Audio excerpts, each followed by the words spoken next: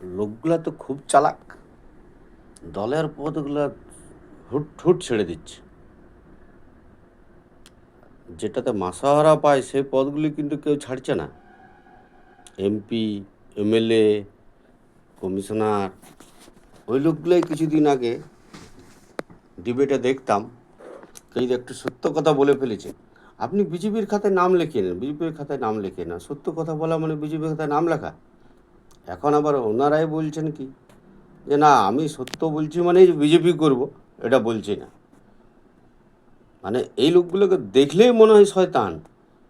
এই লোকগুলোকে যদি বিজেপি কোনোদিনও নেয়, কোনো দিনের জন্য সরাসরি কোনো পদে বসায়, তাহলে বিজেপিও সেই ভুলটাই করবে যে ভুলটা তৃণমূল করেছিল। দিদির কানে সব কথা পৌঁছাতো না, তার ফলে দিদির অনেক বড় বড় ভুল হয়েছে। আর যদি এই মুহূর্তে আমাদের মাননীয় মুখ্যমন্ত্রী করে থাকেন এই ভুলটি, তাহলে কিন্তু কি হবে সময় বলবে কথা। এই যে কতগুলি লোক ডিবেটে বসতেন, তাদের তখন কি ভয়ঙ্কর ভয়ঙ্কর কথাবার্তা।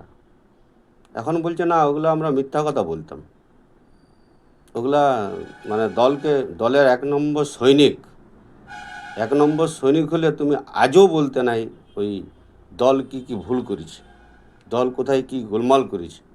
তুমি যদি এক নম্বর সৈনিকই হতে, যেহেতু তোমার কোনো নিজের নীতি নাই, এই জন্য এইসব কথা বলতো।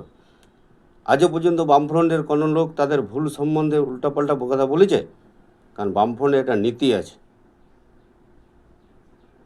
এগুলো বুঝে রাখবেন। দল এই লোকগুলোকে যদি নিয়ে থাকে, তাহলে কিন্তু দলের ক্ষতি হবে। হ্যাঁ, লোকগুলো ভোট দিতে পারে, তাদের সমর্থন যে কোনো মুহূর্তে যে দেখে খুশি চেঞ্জ করতে পারে, কিন্তু একদম ঢাকঢোল পিটিয়ে যে এগুলো এই দলের এই ভুল ছিল সেই ভুল ছিল। 4 তারিখ পর্যন্ত সকাল পর্যন্ত যারা মানে সব ভালো ভালো কথা বলছিল, হঠাৎ করে তাদের মন হয়ে গেল যে না, এগুলো ভুল ছিল, এগুলো বেইমানি। এই বেইমানি যে করতে পারে, যেরকম আমাদের সিরাজদুল্লার সঙ্গে যে বেইমানি করেছিল, বেইমানি করে তারা বুঝে গেছিল যে লোকটা বেইমান, ইংরেজরা, তার মানে আমাদের সঙ্গেও বেইমানি করতে পারে, তাকে কোনোদিনই সেই জায়গায় বসায় না। এগুলো যেন মনে রাখে, ইতিহাসকে মনে রাখা খুব প্রয়োজন।